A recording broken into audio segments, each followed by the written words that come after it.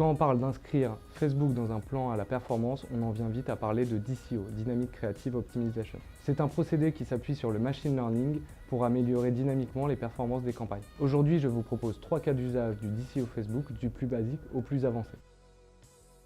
À la base, la fonction DCO de Facebook permet d'identifier la meilleure combinaison possible entre ciblage, placement et création publicitaire. Pour mettre en place la fonctionnalité, il suffit d'activer l'option sur les campagnes concernées, puis de renseigner les éléments que vous souhaitez tester.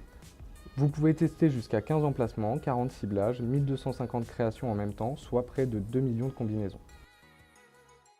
La DCO de Facebook est surtout un atout pour faire du retargeting de produits. Mais pour cela, il y a 2 conditions à réaliser avant. Côté site, vous devez tout d'abord installer un traceur Facebook sur votre site. C'est grâce à ce traceur que Facebook peut reconnaître les visiteurs de votre site et connaître leur comportement de navigation.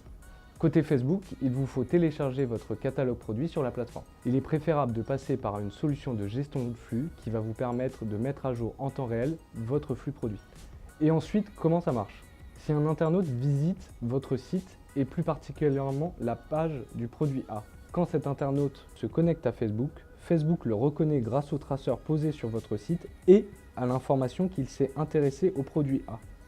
Facebook va ensuite rechercher les informations du produit A dans votre flux produit pour créer une publicité sur mesure pour l'utilisateur. Enfin, vous pouvez alimenter la DCO de Facebook avec de la data extérieure et donc personnaliser vos publicités selon l'horaire, la météo, les résultats sportifs ou encore la diffusion d'émissions télé.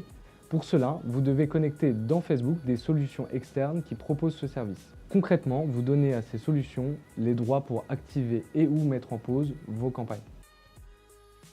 Pour moi, la fonction DCO de Facebook est un vrai pilier pour répondre à des objectifs de performance sur vos campagnes.